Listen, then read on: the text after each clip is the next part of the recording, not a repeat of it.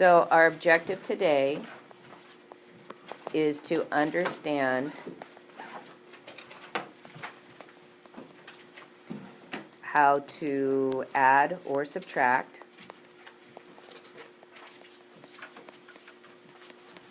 polynomials, and the second bit is to learn terms of polynomials.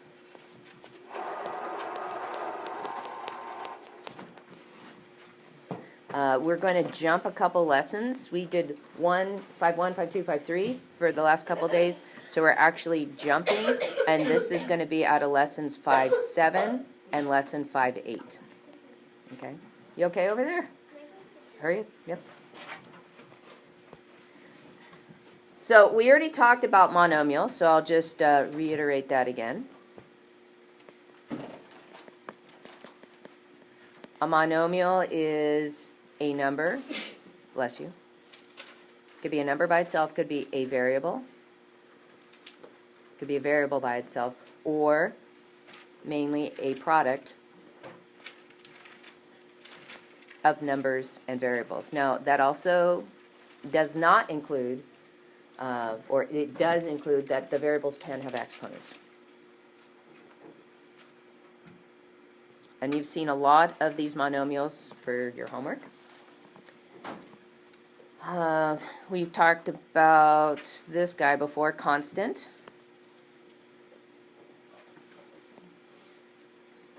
So constant is just a number that is not attached to a variable. So again, basic stuff. So it would be things like 2, -5. So he's still considered a monomial, but he gets a secondary name of constant because it doesn't contain any variables. Okay. And then, well, while we're here, might as well put it on. Let's talk about coefficient.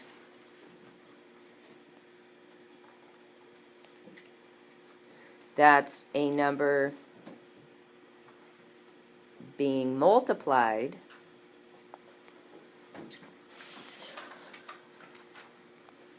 by a variable. So he's different from a constant in that the constant has no variable. A coefficient must have a variable in order to be called that, and he has to be multiplied. So we'll take these guys, 2x -5y, and the 2 is the coefficient, the -5 is the coefficient. Okay. Now I added a word into our objective that we haven't been using that much, and I believe you guys talked about it last year. Again, I'm not sure. What word do you think I'm talking about? Polynomial. So let's add him in there. What do you think a polynomial is? How would you describe him?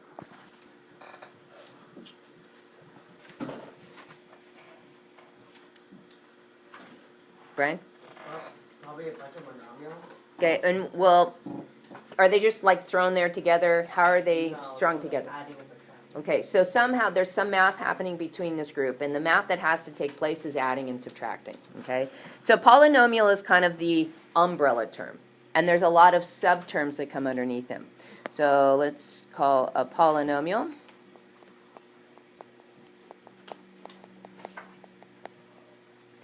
is the sum of monomials.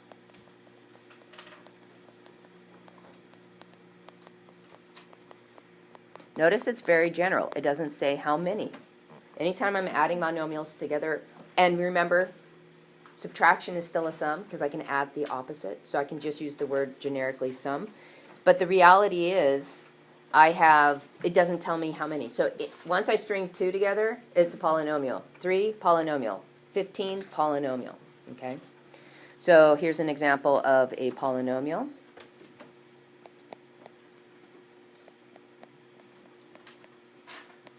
Okay? Notice that there's some monomials that contain coefficients and variables. There's some constants in there. Okay, that's not always the case. It could be a whole string of numbers that have variables attached to them.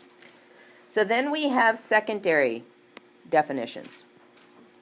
So if I just string two terms in my polynomial, I don't call it a polynomial. I have a better name for it.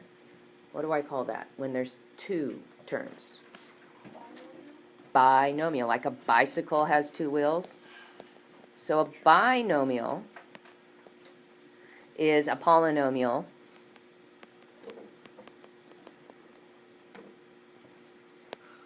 with exactly two terms.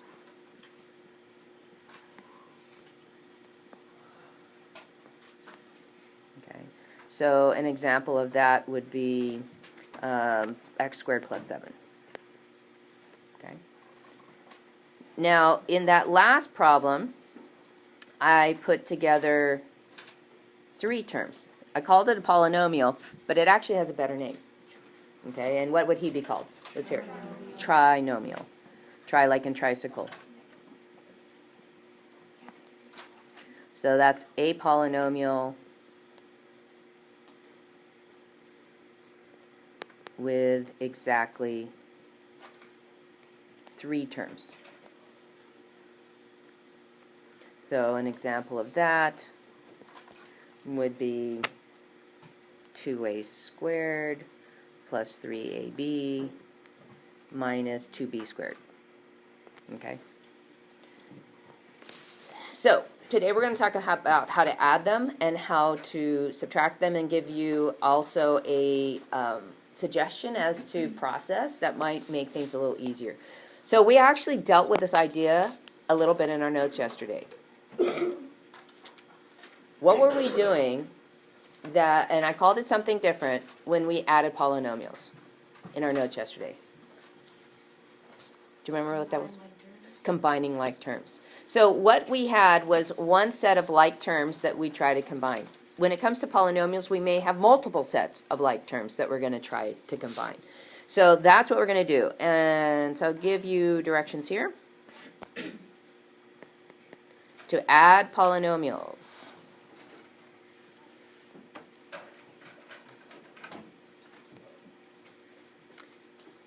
You're going to, 1, find the like terms. And then we defined that yesterday as same variable,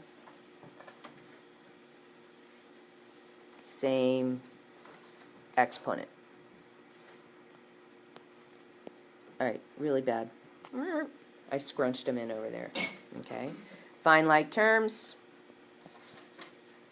And then you're going to add or subtract. The signs are going to dictate the actual math. The coefficients only.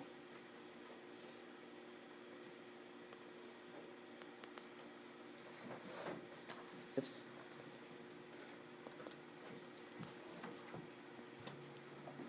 Okay. So what's not going to change, I'm going to yell at you a little bit. Variables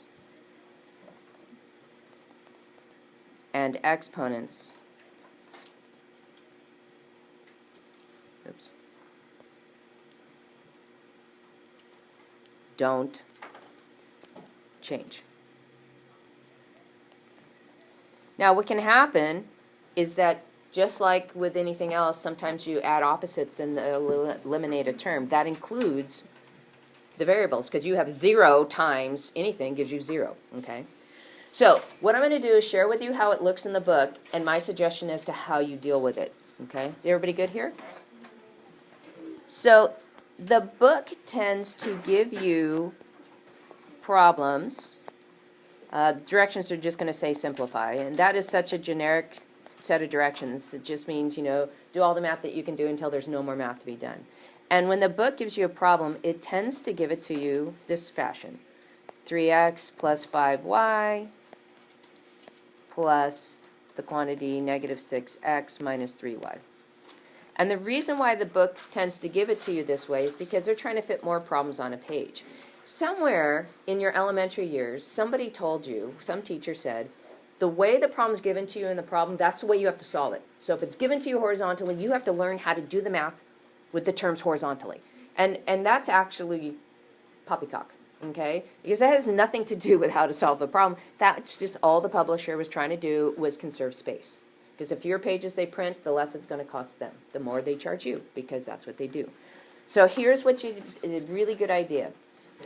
It is really challenging for you to find the like terms, pay attention to signs when there's a distance between them. So one of the things that is really helpful is to do something called column addition. And you've done column addition forever. All you do is write one polynomial. I tend to take the first one, put him on top, and then take the second one and place him underneath his matching like term. So the negative 6x is going to go here. The negative 3y is going to go here. So x's line up with x's, y's line up with y's. Now, remember that it said adding.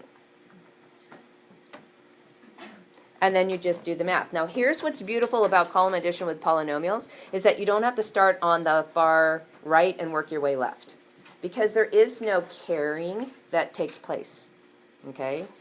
So all we can do, we just start adding. So I've got 3x plus negative 6x. Let's see, signs are different, bigger numbers negative, so I'm going to get a negative. 6 take away 3 is 3, so I get negative 3x.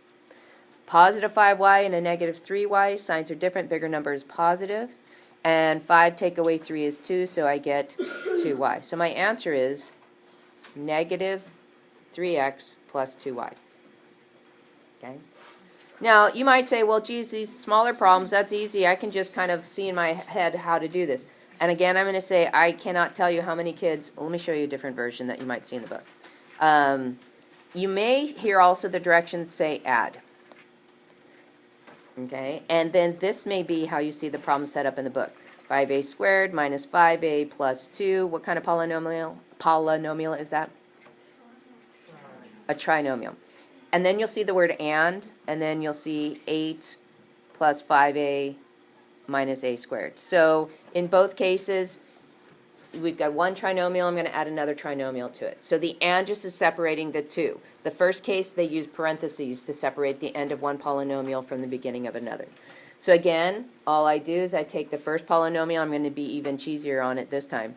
And I say, hey, the 8's going to line up with the 2. The 5a is going to line up with the negative 5a. And the negative a squared is going to line up with the 5a squared. And because I know the directions told me to add, because that's some of your book says that, I'm going to add these together. So I've got 5a squared and a negative a squared. I have more positives. 5 take away 1 is 4, so I get 4a squared. Notice the variable never changes. Oh, look at this. I have negative 5a and positive 5a. They're opposites, so they actually cancel each other out. And then I have 2 plus 8 is 10. Done.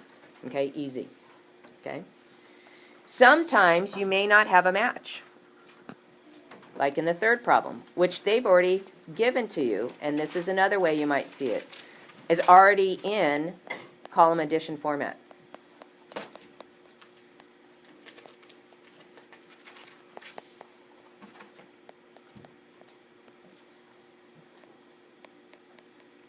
So this one presented a trinomial and a binomial, and so when you have that situation, you're going to have somebody who doesn't have a match. So he has to be in his own column, okay? So then you just start doing math. 3 plus negative 2 is 1, so I get 1x squared y.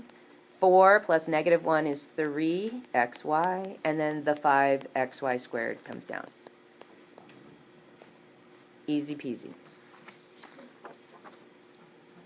The subtracting polynomials is not any more challenging, except for you do have to do a prep step, okay? And because they don't always show everything.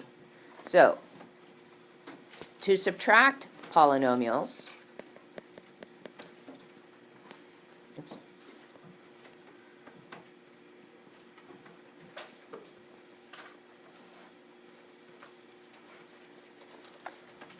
you're going to change the signs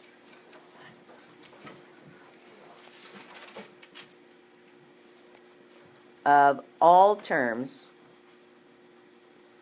in the second polynomial. Why him? He's the one that comes after the subtraction sign. Okay. Change signs of all terms in the second polynomial, not the first, the second only. First stays the same. That's kind of process for a lot of these. And add the two polynomials together. Now, remember when I say add, you may actually end up doing subtraction on individual parts because of the signs. Okay? So it's really, really, really important that you guys end up making sure that you multiply the second polynomial by the sign. Yes, ma'am? Do you want us to put like the exponents in descending order? Yes, and we'll talk about that in a minute. Okay? So let's do an example here. 5m minus 6p minus the quantity 3p plus 6m. So again, if your habit, which it should be, is to put the first polynomial on top, that's going to be helpful. But here's where you have to watch out for. You're going to have to distribute the negative to each of the terms inside. So we're going to get a negative 3p. So I got to make sure I line him up in the right spot. And then I distribute the negative to the 6m, and I get a negative 6m. Because I distributed the negative, now it's an addition problem. Okay, because I'm adding the opposite. So this gives me a negative m and a negative 9p. Okay. Let's see if we can get two more in. Number, 5. So Amanda just mentioned something called descending degree order. Degree is another term that deals with exponents. So descending means your exponents are going to go from largest to smallest. So we're going to do two things in this problem. We're going to take the original polynomial and write it in descending degree order.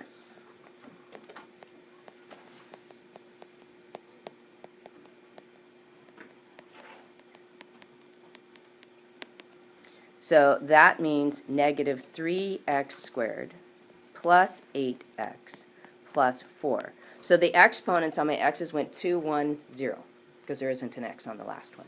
Okay. Now I'm going to distribute and line up like terms. So I get a negative 7x squared. He goes here. I get a positive 6x. He goes here. I get a negative 4. He goes here. And now I add the two together. So I get negative 10x squared plus 14x, and the 4's cancel out, and there's your answer. All right, so this last example, there is a little trick too, so I want to make sure that you understand this. The directions say subtract, just like we had one on the other side that said add, and they give the problem already in column addition form. So we've got 10n minus 3y minus 1, and then it says minus 4n plus y minus 2. So here's the trick. That subtraction is saying you're going to subtract this entire second polynomial. So this problem is going to get rewritten as 10 minus 3y minus 1, and then here comes the big change, minus 4n minus y plus 2, because all I did was distribute that negative to all of them. And then I'm going to add, and I get 6n minus 4y plus 1. So watch out for this trick. They like to do this to you. All right, good luck.